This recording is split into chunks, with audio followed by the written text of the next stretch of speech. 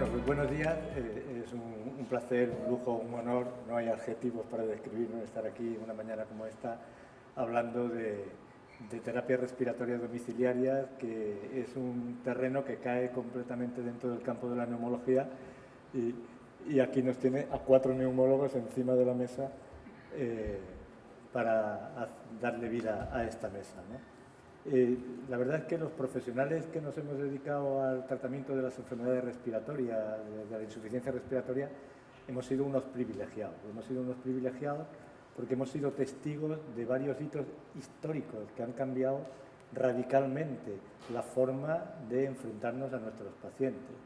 Cuando yo me incorporé a la neumología, un poco más joven que Chema, era mi residente mayor, yo ya no viví el aceite tóxico, pero sí viví con mucha ilusión cuando empezamos a utilizar, por ejemplo, los concentradores estacionarios, eléctricos de oxígeno. Yo me acuerdo de un congreso SEPA donde todas las comunicaciones eran ventajas de hacer oxigenoterapia domiciliaria con concentradores eléctricos versus llevar botellas y llevar botellas y llevar botellas, ¿no? Luego apareció el oxígeno líquido. Luego aparecieron los concentradores portátiles eléctricos. Es decir, el mundo de la oxigenoterapia nos ha ido en estos 30, 40 años últimos salpicando de hitos relevantes, muy relevantes para nosotros como profesionales, pero sobre todo para pacientes, porque cada hito de estos ha supuesto una mejora radical en su calidad de vida. ¿Qué decir de la apnea del sueño? Cuando yo empecé la residencia, el tratamiento que le ofrecíamos a los pacientes era la traqueotomía, hasta que apareció a finales de los 80 aquí en España la CEPAP y revolucionó radicalmente el manejo de estos pacientes. ¿Qué decir del mundo de la ventilación mecánica? A finales de los 80, comienzos de los 90, el manejo, ya lo ha mencionado algún predecesor, el manejo de los pacientes con insuficiencia ventilatoria cambió radicalmente. Le pudimos ofrecer a los pacientes calidad de vida, supervivencia, vivir una vida de con una mayor cobertura de las expectativas de los pacientes, ¿no? Y ahora ya apunta ahí detrás de la puerta, lo ha mencionado Eduardo anteriormente, la terapia de alto flujo, que se va a convertir sin duda en otra gran revolución en el domicilio en pocos años. Las empresas de terapias respiratorias domiciliarias han vivido todos estos hitos de forma paralela, porque todos y cada uno de ellos han impactado directamente en el core de la actividad de las empresas de terapia respiratoria domiciliaria. Han tenido que dejar de ser empresas de reparto a domicilio para ser empresas que aportan valor en salud. Han dejado a los profesionales técnicos de mantenimiento a un lado para dar paso a profesionales cualificados, capaces de desarrollar programas, planes, procedimientos, protocolos de actuación de gran valor asistencial para los pacientes con terapias domiciliarias. Han dejado de ser personas ajenas, extrañas al Sistema Nacional de Salud, para integrarse en el Sistema Nacional de Salud, para ser estrechos colaboradores de sus médicos prescriptores y formar ahí un tándem entre el paciente, la empresa de terapia respiratoria y los profesionales prescriptores, ¿no?, buscando la mejora de la calidad de vida de los pacientes. Y han dejado de ser, de alguna manera, terapias respiratorias domiciliarias, como decía Ángel Bajils también anteriormente, para ser terapias respiratorias personalizadas. Ya no solamente se hace asistencia, llevo una máquina o la retiro, ahora se hace formación, se hace empoderamiento de pacientes, se hacen actividades de investigación, programas de incumplidores, de adherencia, fisioterapia respiratoria. Es decir, las empresas de terapia respiratoria han entendido que su rol es mucho más activo que la mera función de ser los encargados de unas máquinas que pacientes utilizan en el domicilio. Y nos enfrentamos a un último reto que no viene de la mano de un nuevo tratamiento, una nueva máquina, un nuevo dispositivo, sino que viene de la mano del cambio del paradigma de cómo hacemos la medicina, ¿no? Y ahora la forma de hacer medicina después del COVID, ya ha habido alguna alusión previamente, ha cambiado de una manera drástica. Las empresas de terapia respiratorias han pasado a ser una parte importante del proceso asistencial porque han asumido una responsabilidad clínica fuera de las puertas del hospital. Han aparecido nuevos canales de atención y no cesan de aparecer nuevos canales de atención, y todo ello muy relacionado y muy ligado a la innovación tecnológica, ¿no? la tecnología, la telemonitorización, la inteligencia artificial, todo esto nos está cayendo a una velocidad de vértigo y sin duda va a cambiar la forma en que hacemos medicina. Y para hablar de esto, para hablar de esta locura o de este escenario tan apasionante, no sé qué adjetivo lo definiría mejor, pues me acompañan tres buenos amigos aquí en la mesa que nos van a contar sus experiencias y vamos a sacar discusiones, debates enriquecedores acerca de todos estos puntos, ¿no? Ya han presentado a Eduardo Márquez, el presidente de Nemosur, a David Fole, aquí a mi izquierda, director de la Unidad de Gestión Clínica de Neumología del Hospital Torre Cárdenas, en Almería, y a Francisco Rodríguez Jerez, gran amigo desde hace mucho tiempo, muchos años, neumólogo especialista del Servicio de Neumología del Hospital San Cecilio. Parece que es una charla que voy a dar yo.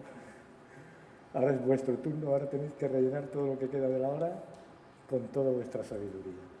El COVID ha venido a poner encima de la mesa la teleconsulta, ¿no? La teleconsulta la hemos utilizado históricamente desde hace muchos años, de una manera esporádica, hemos hecho trabajos puntuales, pero el COVID ha venido a decir, oye, hay que utilizar, es una forma válida para llegar a los pacientes, y además también se ha oído por muchos sitios. Nos hemos dado cuenta de que hacíamos muchas cosas con los pacientes de una manera equivocada, que no teníamos que hacer. Lo veíamos más veces de la cuenta. ¿O no? Me gustaría conocer vuestra opinión al respecto. ¿Este auge de la teleconsulta ha venido por el COVID y se va a quedar o no? ¿Y realmente hacemos o no cosas que no debíamos y ahora las hacemos de otra manera? David. Yo creo que antes la atención probablemente era la atención en el domicilio del paciente y la atención en la consulta hospitalaria, ¿no? La pandemia evidentemente ha traído una serie de cambios, nos ha hecho pensar, nos ha hecho reflexionar en muchas cosas también, y yo creo que la teleconsulta pues ahora mismo es una realidad, no solo la teleconsulta, sino que hay una serie de canales alternativos que poco a poco se han ido incorporando a nuestra asistencia y que yo creo que en el futuro pues estarán plenamente establecidos. Yo creo que la teleconsulta al final se trata de aprovechar la oportunidad la oportunidad que es la teleconsulta para atender a pacientes, por ejemplo, pacientes crónicos, pacientes que estén bien adaptados a su terapia, que podamos llevar a cabo esta teleconsulta y que podamos evitar pues que tengan que venir al hospital. Si evitamos una visita presencial, pues ya estaremos dando un uso interesante, un uso adecuado a esta teleconsulta. Hay pacientes que están estables de su enfermedad, que son cumplidores de su terapia y bueno, pues podemos simplemente evitarles tener que venir al hospital. Dependiendo de la zona donde viva el paciente, muchas veces hay pacientes que viven están en unas localizaciones que tienen dificultades de acceso al hospital y bueno, yo creo que esta teleconsulta nos puede ayudar, ¿no? en esos pacientes. Quizá teleconsulta en todos los pacientes no, pero hay muchos pacientes que sí que se pueden beneficiar y probablemente sí que antes era todo visita presencial y yo creo que el COVID nos ha abierto los ojos, ¿no? que tenemos que utilizar otros canales, que tenemos que adaptarnos a los pacientes, que para los pacientes es un trastorno muchas veces venir a las consultas, a los hospitales y yo creo que tenemos que adaptarnos todos al cambio, escuchar a los pacientes también, ¿no? Los pacientes muchas veces te lo demandan. Yo creo que, David, que efectivamente el COVID nos ha enseñado y durante el COVID hemos estado haciendo lo que hemos llamado teleconsulta sin ser teleconsulta. Durante el COVID y después hemos arrastrado mucho, hemos hecho consulta telefónica, que debemos diferenciar lo que es una consulta telefónica de una teleconsulta. Una teleconsulta o lo que es la telemedicina es un paso mucho más allá y efectivamente durante la pandemia, bueno, pues nos hemos valido porque era el recurso que teníamos, la consulta telefónica. Una consulta telefónica que para ciertos enfermos o en ciertos momentos sí nos puede ser útil, como bien dicen, ¿no? Pacientes que están muy estables, pacientes que por requerimientos probablemente del paciente, ¿no? Pacientes con dificultades para la movilización, pacientes con distancia geográfica, tal. Pero una teleconsulta debe ser más. Una teleconsulta, para poder controlar a un enfermo mediante una teleconsulta, debemos tener otra serie de canales, debemos tener una serie de monitorización del enfermo que probablemente no sea necesaria para todos los enfermos e incluso, bueno, pues la disponibilidad de eso, de lo que es una videollamada o poder intercambiar documentación, ya no solamente con los enfermos, sino lo que sería una teleconsulta con los compañeros de atención primaria, ¿no? Sería muy importante, pues bueno, poder que esos compañeros de primaria pudieran intercambiar con nosotros, bueno, como ya tenemos herramientas de poder intercambiar imágenes, ya sea de radiografía, imágenes de, pues podríamos hacer estudios de sueño, podríamos oximetrías, etcétera, ¿no? Y por supuesto eso nos puede ser muy útil, pero como decía, ¿no? Estandarizando y sabiendo qué canales vamos a tener, qué información podemos obtener y eligiendo muy bien a esos pacientes a los que vamos a controlar de forma telemática, ¿no? Porque, claro, los recursos son limitados y los recursos, no solamente los recursos físicos, sino también los recursos personales, ¿no? No podemos estar dedicándonos a controlar a nuestros enfermos. Tenemos que elegir bien a aquellos enfermos a los que va a ser necesario controlar, ¿no? Y yo creo que, bueno, pues como bien has dicho, ¿no? La teleconsulta puede ser una herramienta muy útil. Hemos aprendido los beneficios que nos puede dar, pero yo creo que tenemos que limar un poquito cómo y sobre todo con quién utilizarla. Bien, perdón, porque estoy todavía un poco afónico de un curso reciente de esta semana. Como contabais vosotros, el tema de la teleconsulta ha venido para quedarse. Yo quería añadir un par de reflexiones, ¿no? Por un lado, la teleconsulta no ahorra tiempo. Estamos aquí, neumólogos de batalla, y sabemos que ver una teleconsulta es casi como ver una consulta normal y a veces más complicada. Luego hay otro tema que me gustaría apuntar, a ver qué os parece, pero creo que los pacientes en terapias domiciliarias, respiratorias, son pacientes más complejos en sí que cualquier otro paciente susceptible de teleconsulta. Por ejemplo, es verdad que el gran montante de esos pacientes, que no nos damos cuenta a veces, pero son los pacientes de sueño, no son los de oxígeno, son los de sueño. Los pacientes de sueño, un 90% se pueden llevar perfectamente con una teleconsulta y una plataforma que te dé los datos de cumplimiento, etc. Los pacientes de oxígeno es más complejo porque necesitas tener datos objetivos de la repercusión de cómo están clínicamente, de cómo está el intercambio de gases de esos enfermos. Para eso hacen falta herramientas de monitorización de esos parámetros en domicilio.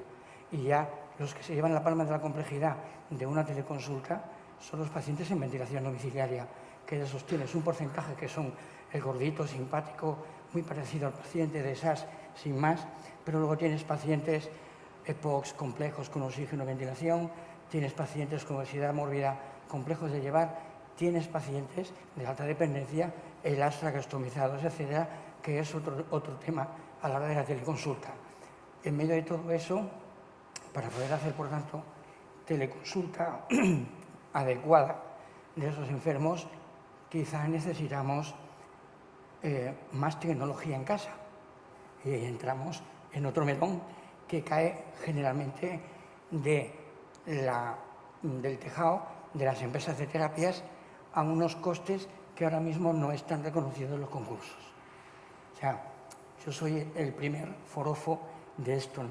Pero, y además, hemos hecho un par de proyectos de telemonitorización compleja con pacientes durante la pandemia, en pacientes con ELA, que algunos ya conocéis, y es una maravilla por parte de los pacientes y cuando consigues lo que quieres por parte del profesional también. Pero eso ahora mismo, tal y como están las cosas, ni por parte de los concursos que permitan aplicarlo, ni por parte de la preparación de mucha gente, no está en la base de todos. Eduardo, haces la precisión de que llamar por teléfono no es un canal de atención válido.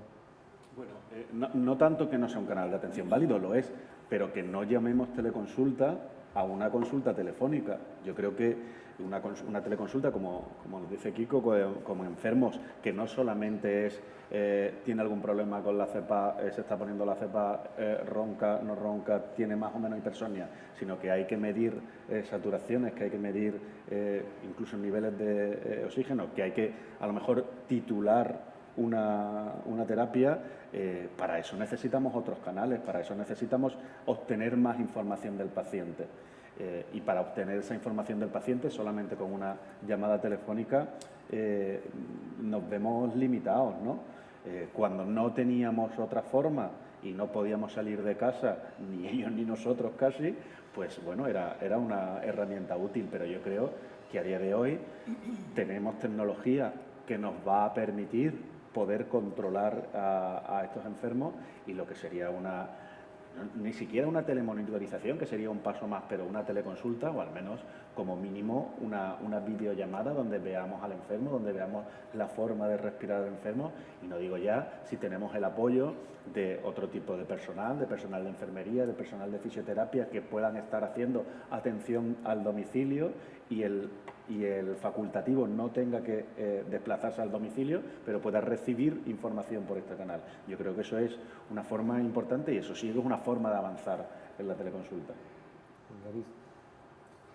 Sí, estoy de acuerdo con Eduardo. Efectivamente, durante la pandemia hacíamos consulta telefónica. La consulta telefónica, yo diría que tampoco nos ahorraba mucho tiempo. Al paciente no lo explorabas, pero al final también cuesta. Muchas veces tenemos pacientes añosos, cuesta por teléfono explicar las cosas. Al final no estás viendo la cara del enfermo, no estás viendo cómo está el enfermo.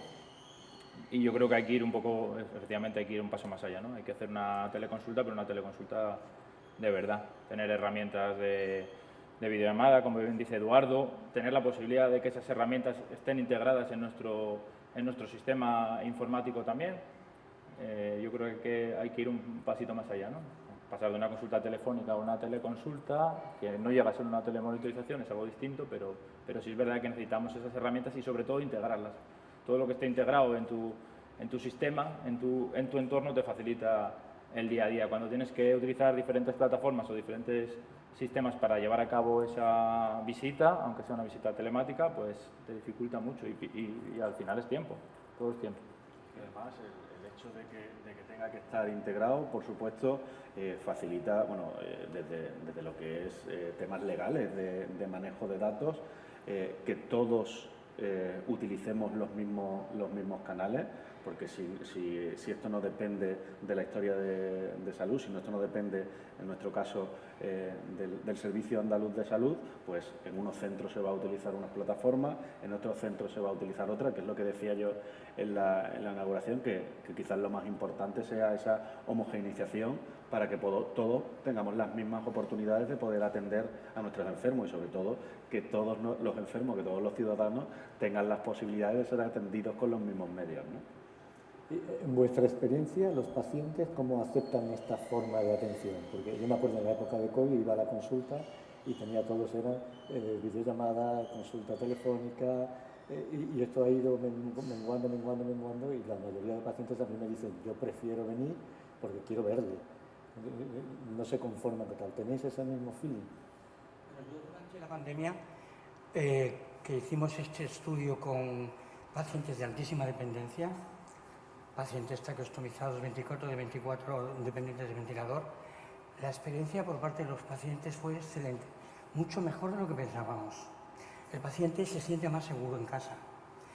A muchos les evitas desplazarse al hospital cuando tienen unas dificultades de movilidad importantísimas. Te comentan, sí, mire, es que yo cada día que vengo, luego tardo 2 días en recuperarme en casa. El esfuerzo que me supone salir cuando estás tan limitado es ese. Entonces, por parte de los enfermos, una buena telemonitorización, en algunos de estos casos, hacer videoconferencias. Nosotros estamos haciendo con algunos pacientes con él allá en Granada, atenderles por videoconferencia en la consulta multidisciplinar. Nos pasamos el móvil entre todos y evitamos una visita. Y quedan muy contentos, resuelve muchos problemas. Curiosamente, quizá el más limitado, si lo tienes bien monitorizado, es el que queda más satisfecho. Hay otros que son más complejos y que quizás necesitas, pero en general, si la asistencia la tienes bien controlada, los parámetros clínicos que necesitas y el contacto visual, es muy satisfactorio por parte del paciente y evitas muchos problemas, ¿eh? Sí, es que yo creo que quizás me hago muy reincidente, pero es que hasta la consulta telefónica incluso tiene muchos vacíos legales. O sea, yo estoy llamando por teléfono a una persona que debo hacerse identificar al menos con 2 parámetros, pero que me está diciendo que es Salvador García Lobato y a lo mejor no lo es. y puedo estar hablando con otra persona de los problemas médicos de Salvador García Lobando. Y de ahí al típico que la que se pone es el marido o es la señora, no, hablo yo. Bueno, pues habla usted, no sé hasta qué punto puedo hablar por teléfono con usted que no se me ha identificado de una forma y cómo queda eso recogido después en la historia. Y efectivamente, yo creo que hay determinados pacientes, y probablemente sean estos pacientes los pacientes más complejos, que van a quedar más satisfechos porque vamos a obtener información y sobre todo son los que más problemas tienen para el desplazamiento, pero digamos que el gran tanto por ciento de pacientes y sobre todo pues los que son pacientes de terapias respiratorias del sueño, o sea, de trastornos respiratorios del sueño, esos pacientes yo creo que se van a seguir atendiendo de una forma presencial como hemos atendido siempre, porque no hay necesidad tampoco de hacer otra cosa, ¿no? Yo lo que pienso es que, volviendo un poco a lo mismo, ¿no? Lo que dice Eduardo, tiene que haber unos huecos en la agenda específicos para esas consultas telefónicas, para esas videoconsultas, para ese tipo de consulta un poco diferente. Eso tiene que estar agendado, tiene que tener su tiempo, tiene que haber una herramienta unificada en todos los hospitales, al menos yo diría que a nivel nacional, pero bueno, pues por lo menos en el entorno en que nosotros estamos en Andalucía, debería estar eso unificado y no es así. Al final uno llama por el teléfono de la consulta y eso tiene muchos problemas, muchos vacíos efectivamente y deja al profesional un poco desprotegido y confiando un poco en la buena fe de la persona que está al otro lado del teléfono. Entonces yo creo que eso, que hay que plantearse que eso esté en las agendas, que la videollamada o la videoconsulta esté en las agendas, que la consulta telefónica esté agendada también, que estemos legalmente, vamos a decir, cubiertos, ¿no? Yo creo que, digamos, todavía hay muchas incertidumbres, ¿no? En ese aspecto, muchas cosas que tenemos que unificar y que tenemos que aclarar, ¿no? Desde el punto de vista clínico está claro como tal, pero poneros en la piel del profesional que trabaja en una empresa de terapia respiratoria. Los canales de atención alternativos, ¿cómo los veis? ¿En pacientes con oxígeno, en pacientes con sueño, en pacientes con ventilación? ¿Valdrían para algún momento del proceso asistencial de este tipo de pacientes? Imaginaros que trabajáis en una empresa de terapia. Yo creo que los canales de atención alternativos en verdad ya son una realidad y creo que son útiles. No todos los pacientes son iguales, no todos los pacientes demandan lo mismo, las necesidades de los pacientes cambian, muchas veces generalmente son crecientes, tiene que haber centros de atención telefónica como existen 24 horas con profesionales sanitarios que permitan al paciente resolverle una duda, que le ayuden. Hay pacientes que están, sobre todo muchas veces los pacientes jóvenes que están muy implicados con el tema de las redes sociales, que acuden mucho a las redes sociales y ahí también podemos aportarles mucha información educativa, muy útiles también en el caso de los pacientes jóvenes las apps, que desde la app el paciente pueda hacer casi cualquier gestión, que pueda gestionar su cita, que pueda gestionar si le falta fungible, que tenga un feedback en el caso de que esté telemonitorizado, por ejemplo, que hablaremos después un poco de ello. Bueno, aparte de la videollamada y la consulta telefónica, yo creo que esas nuevas vías han llegado para quedarse y creo que son útiles. Hay que, como siempre decimos, estratificar al paciente y ver en qué pacientes se pueden beneficiar más de la videollamada, qué pacientes son perfectos para utilizar una app. Tenemos muchos pacientes añosos, pero no es infrecuente que esos pacientes añosos tengan un cuidador, tengan un familiar que esté familiarizado con estas redes, con estas aplicaciones. Entonces yo creo que estas herramientas, estos canales de atención alternativos son muy útiles. Yo creo que la población también lo demanda, ¿no? Los pacientes nos lo demandan y yo creo que hay que utilizarlos siempre, asegurando que esa atención que brindemos por cualquiera de los canales que utilicemos sea unificada. ¿Vale? Que no perdamos por utilizar un canal u otro, no perdamos valor, ¿no? Que sea una atención, digamos, unificada en cualquiera de esos canales. Yo creo que es un poco la clave. Bueno, yo en esto de la colaboración con las empresas de terapias parta de la base que soy un forofo del sistema público, pero que también soy un forofo de la estrecha colaboración del sistema público con unas empresas de terapias que tienen muy fácil, porque ya lo tienen muy estructurado y tienen una dinámica de funcionamiento mucha más ágil a la hora de contratación de personal, a la hora de organizar equipos, a la hora de ir a casa, Todo eso lo tiene mucho más fácil que nuestro sistema público sanitario. A veces, quizá no voy a ser políticamente correcto, pero a veces se dice, es que se está privatizando la sanidad. Yo utilizo otro argumento, no. Estamos usando el dinero de todos en dar la mejor atención posible a todos, porque los recursos que tenemos son de todos. Y, evidentemente, a esas empresas hay que exigirles un nivel de calidad X, pero también hay que ofertar unos pagos que sean proporcionales, mínimamente proporcionales al servicio que prestan. Porque todo ese esfuerzo que esas empresas, dentro de su buen hacer, porque tienen muchos protocolos contrastados internacionalmente de cómo atender a los pacientes y qué tipo de asistencia pueden proporcionarnos y cómo comunicarse con nosotros, esas empresas nos están descargando de tiempo y posiblemente de coste para poderlo dedicar al señor que tiene cáncer, al señor que tiene una fibrosis, al señor que hay que trasplantarle de corazón. Entonces, la bolsa de recursos es la que es. Si tenemos una buena colaboración con estas empresas de terapias que, insisto, nos llevan muchísimos años porque heredan el know-how de otros países de nuestro entorno, que nos llevan en esto, por desgracia, muchísima más ventaja, y nos tenemos que saber aprovechar todos en el buen sentido. Digamos que la colaboración ahí tiene que estar muy fluida, muy bien articulada, y por otro lado hay que entender lo mismo, que todo tiene un cierto coste. Estoy muy de acuerdo. O sea, tenemos que aprovechar los recursos que tenemos, y si en este momento o en esta ocasión, o para este tema los recursos nos los dispone una serie de empresas con la cual podemos trabajar y hacer una simbiosis, nosotros vamos a aprovechar lo que ellos nos van a ofertar, pero lógicamente pues eso no son empresas privadas que necesitan subsistir y necesitan avanzar, y para esto nosotros también tenemos que pelear y que poner encima de la mesa las necesidades que tenemos.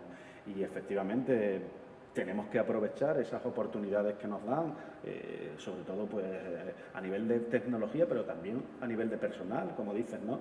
El poder disponer, incluso ya cuando empezamos a hacer atención domiciliaria, de personal que depende de las empresas, pero personal de enfermería, personal de fisioterapia, que podamos nosotros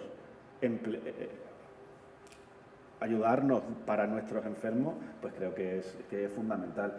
Y insistir que todos podamos utilizar los mismos recursos, que no porque en Granada haya uno, en Córdoba haya otro, el enfermo de Huelva no se pueda beneficiar de estos beneficios, ¿no?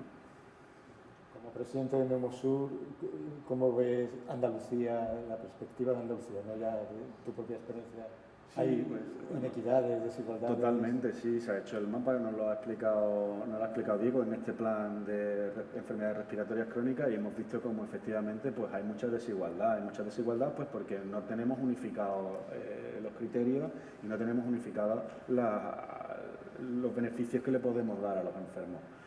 Quizás Kiko, que eres representante, porque hay un plan a nivel nacional que parte desde SEPAR, en la cual también se quiere intentar unificar esto, ¿no? Sí, ¿no?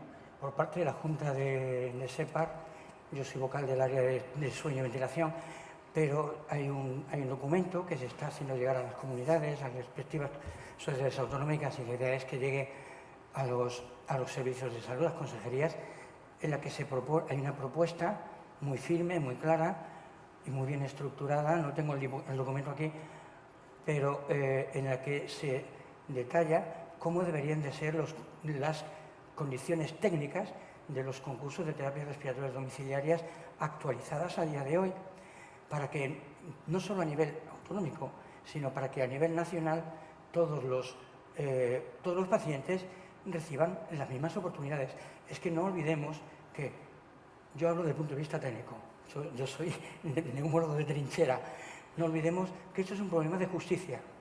Es decir, no puede ser que un paciente de Tarifa no tenga las mismas oportunidades que un paciente de Sevilla Centro o de Granada Capital o de Córdoba. Eso no puede ser en el siglo XXI, que somos los primeros abanderados de los derechos de las personas, ¿no? Eso no puede ser. Es verdad que es un tema muy complejo y que tiene tantos actores, por eso estamos aquí hablando hoy, ¿no? Pero es muy importante que lleguemos a una conclusión. Yo me pego un tiro en el pie. Los médicos que trabajamos en esto también tenemos que estar formados no solo en la cuestión técnica, sino también en la cuestión administrativa, porque tenemos que saber redactar los pliegos cuando toque, tenemos que saber qué le debo o qué puedo exigirle a una empresa y qué no.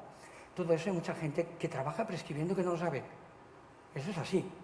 O sea, te encuentras con compañeros que no saben por qué no puede ponerle tal mascarilla a un paciente, o porque sí. Cosas de ese estilo también los facultativos tenemos que hacer una mea culpa y un examen de estas cosas. Pero por otro lado, a nivel institucional, a nivel general, tenemos este problema. Por ejemplo, yo tengo la experiencia de haber participado en un concurso en la otra punta, en Asturias, ¿no? Sigue saliendo el impreso de prescripción de ventilación, que es lo que yo más pongo, el modelo de BiPAP espontánea. Entonces, a ver, yo me muero cada vez que tengo que hacer eso. O sea, eso no existe. O sea, ese concepto no existe. BiPAP controlada, ventilación. O sea, esto puede valer hace 25 años, 20 años. Se va arrastrando el corta y pega, no digo del pliego económico, del pliego técnico, que se supone que lo hacemos personas que trabajamos en ello. Claro, eso no puede ser. O, por ejemplo, ahora mismo pude ver el otro día el concurso de Málaga. No se trata de criticar a nadie, pero no está reflejado ni el alto flujo ni la telemonitorización. Creo que ni la autocepap. Claro, estamos en el siglo XXI.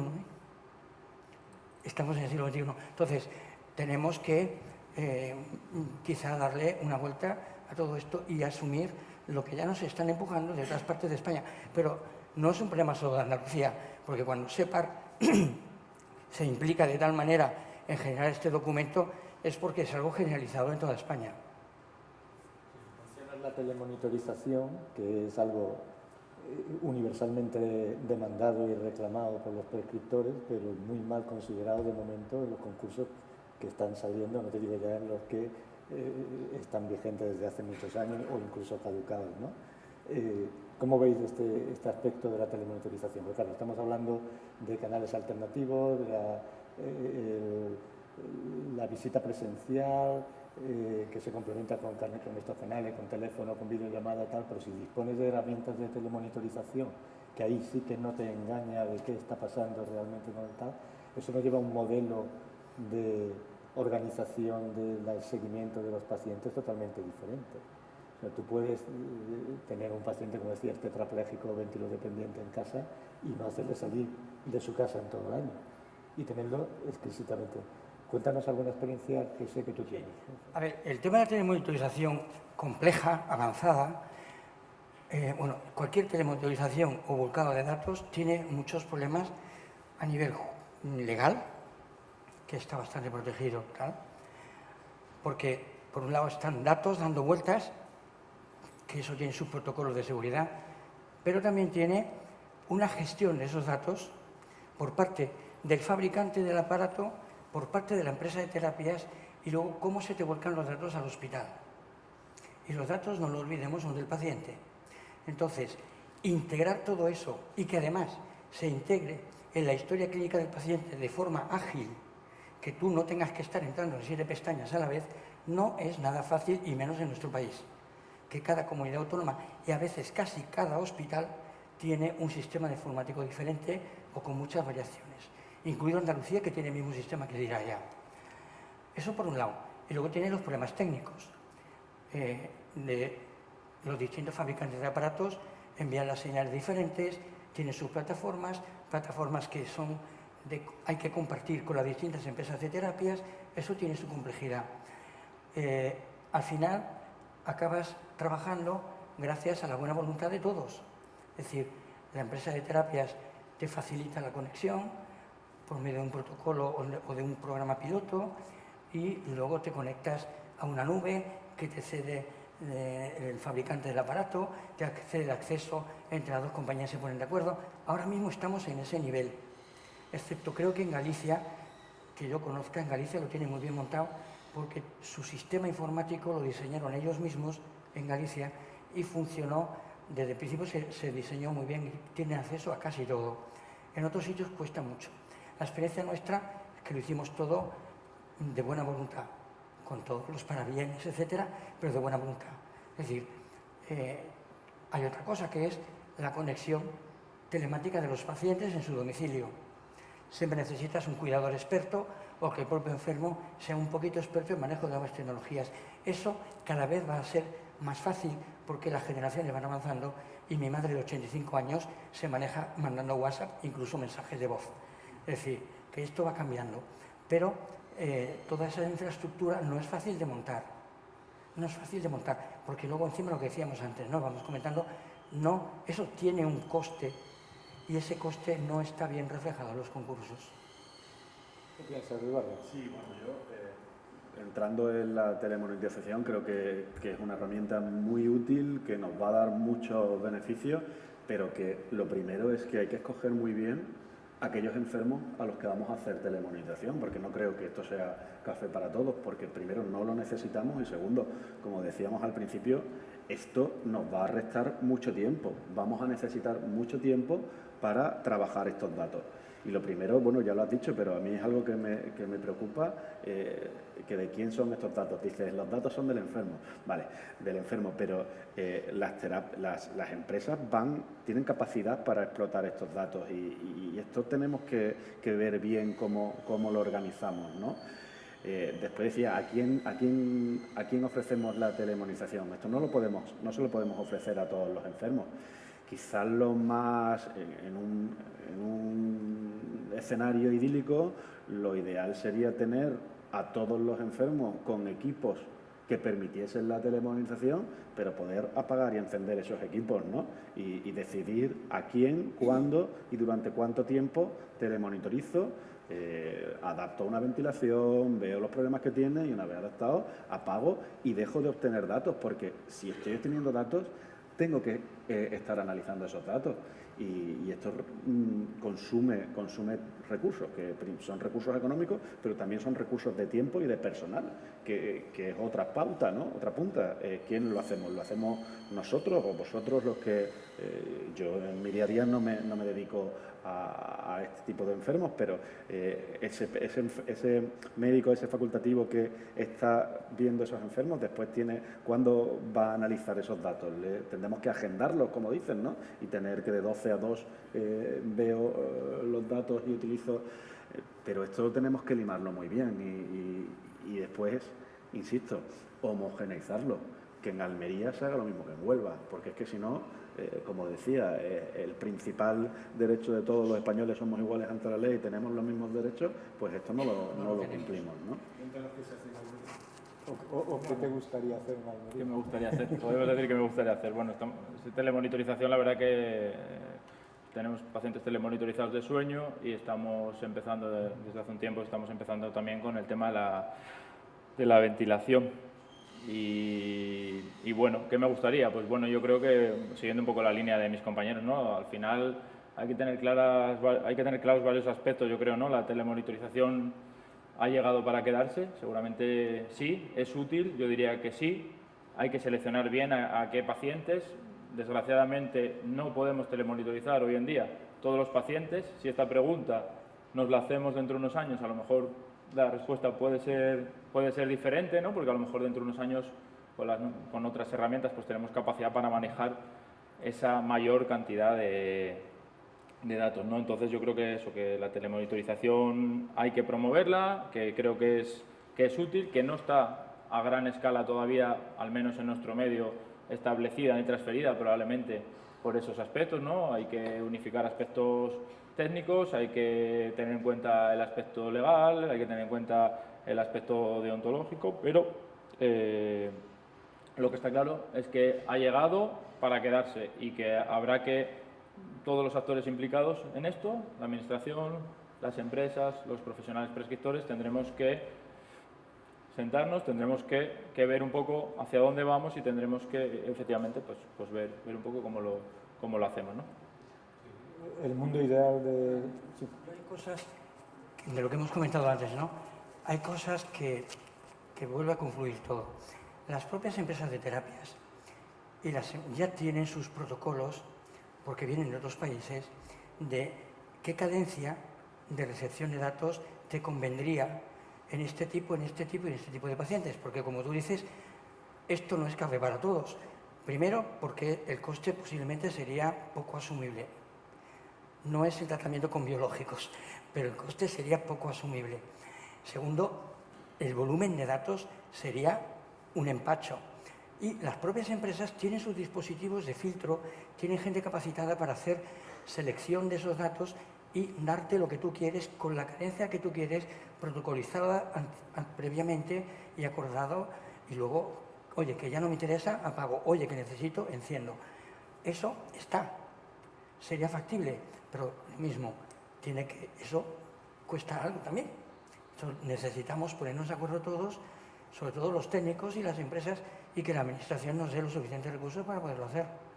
Nosotros tenemos ahora un proyecto que yo que en el tema de monitorización creo que en nuestros enfermos respiratorios, creo que el campo más importante es el paciente ventilado, con determinada dependencia. Nosotros tenemos, aparte de un proyecto piloto que estamos sacando, viendo cómo nos cumplen los enfermos en ventilación convencional, estamos ya empezando un proyecto de televisita.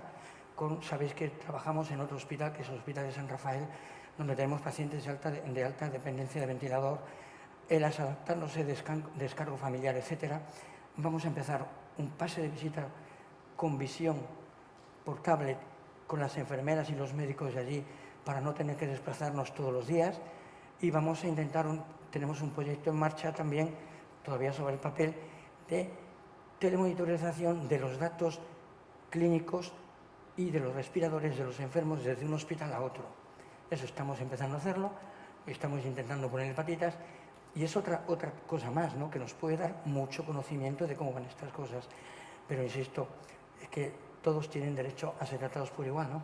Y luego hay que tener en cuenta otra cosa. El volumen de pacientes de que estamos hablando no es terriblemente elevado. Más o menos para 1 millón de habitantes puedes tener 10, 20.000 de sueño, ¿no? Puede ser 10, 20.000, 30.000 de sueño, que son muchos. Oxígeno pueden ser 2.000. Ventilados entre 500 y 800. De esos 800, 200 pueden ser de mucha complejidad para 1 millón de habitantes. No es suficiente.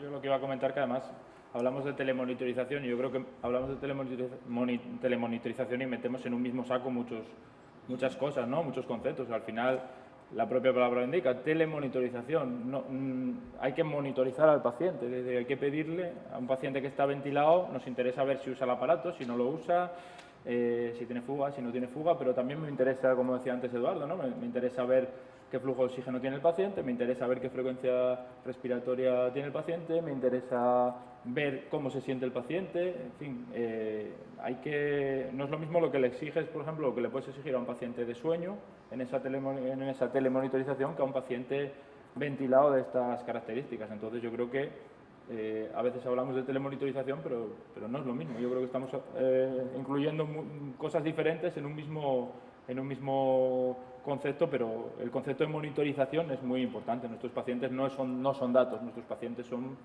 pacientes. Los pacientes tienen su situación actual, que es la que nos interesa ver, y además muchas veces vamos por detrás. Al final lo que hacemos es analizar, hacer una telemonitorización que no es sincrónica, es decir, al final tú revisas de forma sincrónica una serie de datos, pero que no es una fotografía real de lo que está ocurriendo en ese momento del paciente, que probablemente es lo que más te interese, ¿no? La típica tarjetita que hemos descargado en la consulta, hemos visto el histórico de 6 meses detrás del paciente, me ha dicho, hace 2 meses, justo el día de los enamorados, no se puso la máquina. Y bueno, pues muy bien, pero eso no es el concepto de telemonitorización, ¿no? Eso está avanzando. Ahora mismo aprovecho que hay aquí varios fabricantes. Ahora mismo hay un fabricante que creo que no está, que son los únicos que permiten descargar curvas de los respiradores en tiempo casi real desde el paciente al hospital o a una nube, ¿no? Una plataforma a la que tú tienes acceso desde cualquier sitio. Esos son los fabricantes. Todos los demás van hacia eso, sobre todo en ventilación, que son los más complejos. Yo no puedo saber lo que está pasando con un paciente ventilado con una mascarilla en su casa si no tengo las curvas. Otra cosa es una CPAP, que asumo que hay una fuga y esa fuga me la creo, pero que no debe generar sincronías. Pero un paciente mal ventilado, que por cierto, insisto, no son tantos pacientes, pero que pueden tener un cierto coste que, no olvidemos, ahorramos si tiene que ingresar. Un ingreso de un paciente mal ventilado en domicilio, si te sale por una semana, te sale mucho más caro que lo que te pueda costar la telemonitorización de varios años. Por ejemplo, hacer adaptaciones de pacientes de alta complejidad en domicilio con telemonitorización ya se está haciendo. Aquí en España estudios piloto. Fuera de España, gracias al sistema diferente de participación de las empresas de terapias, es ya una realidad en bastantes sitios. Se pueden ahorrar 3.000 euros por año adaptando la ELA, un paciente con ELA, en domicilio sin tener que venir al hospital. 3.000 euros por año por paciente, que ya empieza a ser un dinero. Es decir, hay muchas cosas que están ahí. Algunas, las empresas fabricantes se tienen que poner las pilas porque se les está pidiendo y no llegan. Otras las tenemos y no las podemos usar todavía, ¿no? En el mundo del sueño es donde la telemonitorización está como más arraigada, ¿no? Y se definen diferentes escenarios, porque luego ves equipos que la utilizan en el periodo de adaptación, hablan mucho de utilizarla en incumplidores, hablan mucho en su utilidad como herramienta de titulación. ¿Tenéis experiencias en alguno de estos campos, en todos? Yo, el tema de la titulación, la verdad que no tengo experiencia, como dijo Kiko, y yo creo que puede utilizarse realmente en varios escenarios. Se habla mucho de la telemonitorización, ¿no? Al principio, en esa fase crítica que son los primeros meses, ¿no? En intentar adaptar al paciente, en aprovechar para que el paciente ya se quede titulado, pero no debemos olvidar que hay pacientes que más allá de esa titulación inicial pueden tener problemas posteriores, puede que tengamos una discordancia entre lo que estamos viendo y lo que nosotros creemos, en fin, esos pacientes incumplidores además van a necesitar, aparte de que que pongamos la telemonitorización, al final esos incumplidores van a necesitar un seguimiento también más estrecho, una colaboración muy estrecha y un plan de cuidados establecido entre la empresa y nosotros. Entonces yo creo que la telemonitorización probablemente pueda ser útil en diferentes fases y nos puede acompañar en diferentes fases evolutivas, ¿no? del enfermo. No sé lo que vosotros pensáis. Además, el paciente de sueño posiblemente necesita pocas visitas. A veces ya, incluso volcándose los datos a nube y haciendo un análisis, se puede hacer una televisita en el, insisto, 80-90% de enfermos de sueño. Podemos obviar muchas visitas. El proyecto de Álava, que funciona muy bien, montado por Carlos Egea, ¿no? Aquello funciona muy bien, porque la inmensa mayoría del paciente de sueño no tiene tanta complejidad. El paciente, luego los dos extremos, el paciente ventilado y el paciente de oxígeno, también es un problema que nos damos cuenta. Hay mucho paciente que no cumple bien, paciente que sigue fumando, paciente que cumple demasiado, paciente que va exigiendo cosas. Esos enfermos en todos los hospitales, yo creo que en la zona lo tenemos montado, ¿no? Una consulta de optimización de la terapia, de la prescripción de oxigenoterapia, porque te encuentras con prescripciones temporales de medicina interna, de primaria, de urgencias que luego son improcedentes y en algunos sitios nadie los vigila. Entonces todo esto exige también un trabajo por detrás nuestro organizativo muy interesante. Sí, el documento programa de Andalucía incluye la telemonitorización, ¿no? Bueno, no, ahí lo que se analizó fueron los recursos que se habían utilizado, ten en cuenta que esto se ha hecho de forma retrospectiva, viendo lo que había, y a partir de ahí ahora sí tenemos que elaborar los puntos en los que vamos a trabajar. Y probablemente esto sea uno de los puntos más importantes. Yo creo que sí está muy bien identificado los pacientes que van a beneficiarse más de la telemonitorización, ¿no? Y ya los hemos nombrado, son esos pacientes crónicos, esas adaptaciones, quizás altas precoces que haya que revisar o que antes revisábamos precozmente, la titulación. Yo creo que bueno, la autocepaz probablemente tienda a desusarse y eso con la telemonitorización podamos mejorar y titular bien a este tipo de pacientes. Y probablemente en ese sentido es en el que tenemos que avanzar, ¿no? Creo que queda unos minutillos solo. Si alguien quiere hacer alguna pregunta, algún comentario, poner en reto, en jaque aquí a nuestro experto. Si no, si hay algo que quizá también se deriva de todo esto, Esther, por favor. Bueno, daros la enhorabuena a toda la mesa. Yo creo que habéis puesto realmente sobre los temas más importantes, ¿no? Bueno, daros mi más sincera enhorabuena a toda la mesa. Creo que bueno, ha estado muy interesante. Habéis puesto sobre la mesa muchos de los temas, digamos, más importantes que tenemos que tratar, ¿no? Con todo el tema de las terapias respiratorias domiciliarias.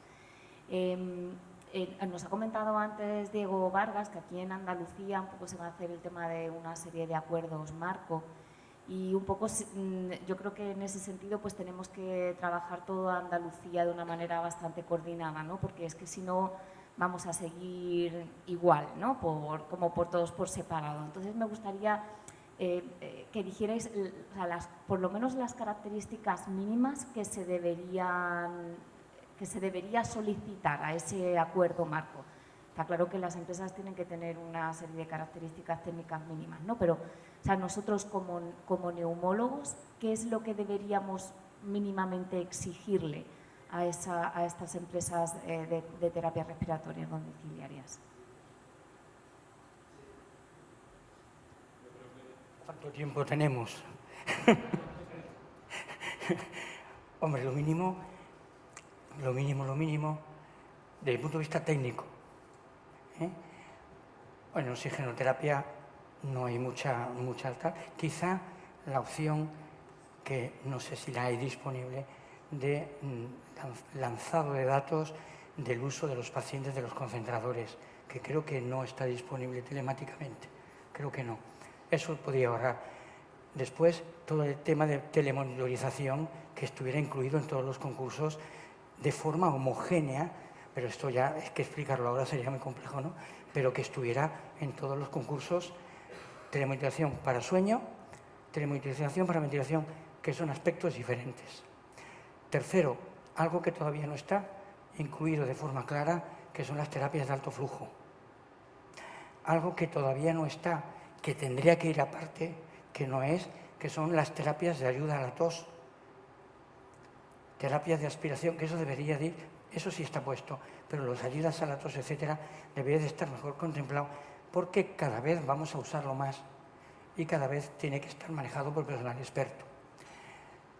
El alto flujo ya lo he comentado, y una cuarta cosa sería todos esos programas que las distintas empresas suministradoras de terapias tienen de control de pacientes complejos, de apoyo al paciente ventilado, de apoyo al paciente EPOC, todo eso, conseguir integrarlo de forma armónica con las prestaciones del Servicio Andaluz de Salud, sin pelearnos.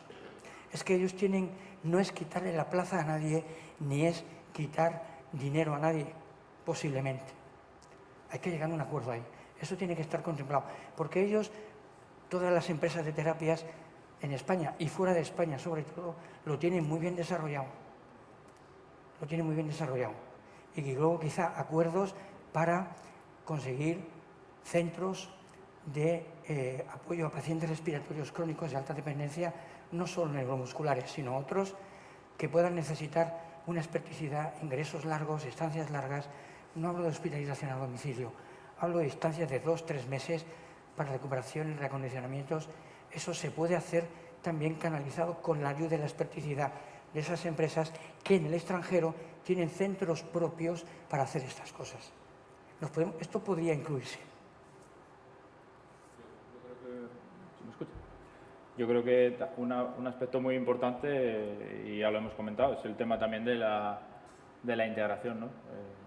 De cómo esas empresas se adapten o sean capaces de integrarse en los sistemas que tenemos, en nuestros TIC, yo creo muy importante. También un aspecto que yo creo que es importante, el tema de la formación, ¿eh? Nosotros como neumólogos debemos estar formados, debemos estar actualizados, debemos certificar esa formación que tenemos, y en el caso de las empresas, pues lógicamente yo creo que hay que ser muy exigentes, que bueno, yo creo que en este foro en el que estamos, en ese aspecto, pues yo creo que las empresas son exquisitas, ¿no? Pero en el aspecto formativo del personal que atiende a nuestros pacientes.